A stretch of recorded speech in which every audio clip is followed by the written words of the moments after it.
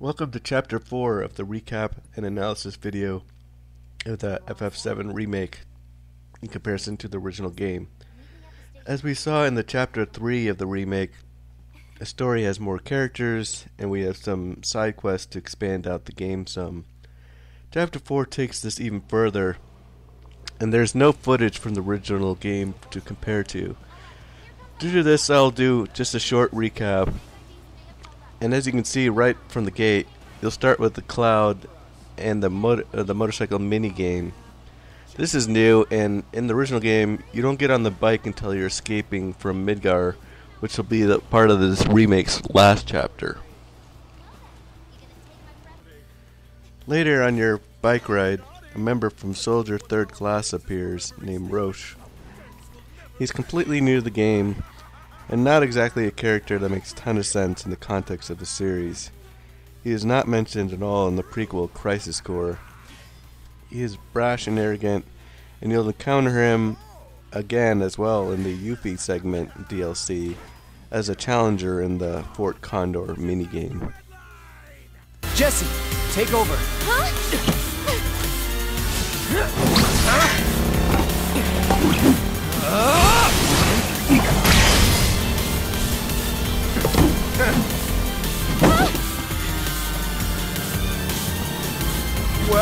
Well. I do believe this round is yours. After beating him in bike combat, Jesse, Biggs, Wedge, and Cloud head to Jesse's parents' house to steal the ID off of her dad, who was poisoned in a Mako accident.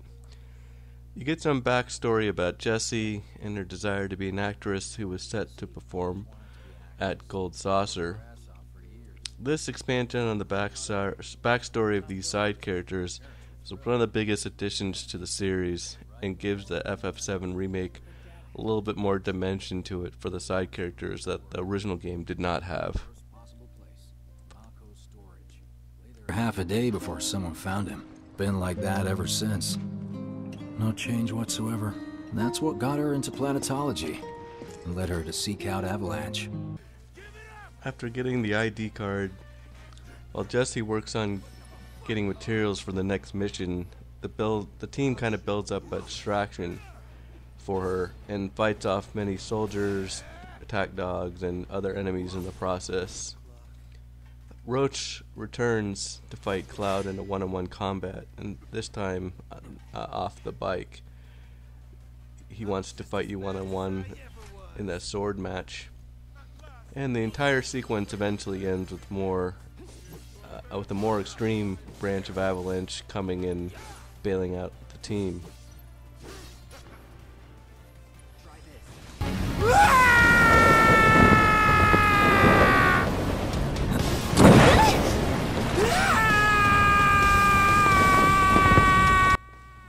After they escape, the team parachutes back down to the Sector 7 slums and settles in for the evening.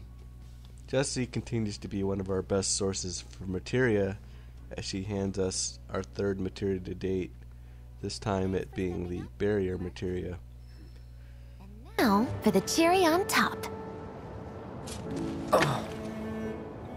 Okay, I get it. Mind letting me breathe? Depends. Mind coming over tomorrow night? My roommates should all be out for a while. Are you seriously that desperate? Just let go already. Only if you promise to come back tomorrow night. Deal? As Cloud sleeps, a whisper haunts him, and the team awakens to have to fight them as they swarm the Sector 7 slums. Again, this is all brand new material that was not part of the original game, and the mystery behind the whispers kind of expands here. Ready? You know it!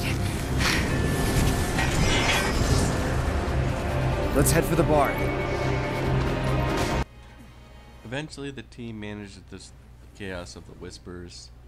They collect themselves and get ready to set their eyes on the next reactive target. And this basically closes out Chapter 4. Hopefully you enjoyed this recap and analysis of Chapter 4, and we will move on to Chapter 5 next, which has a little bit more of a congruent timeline compared to the original game. We ain't putting on a damn show!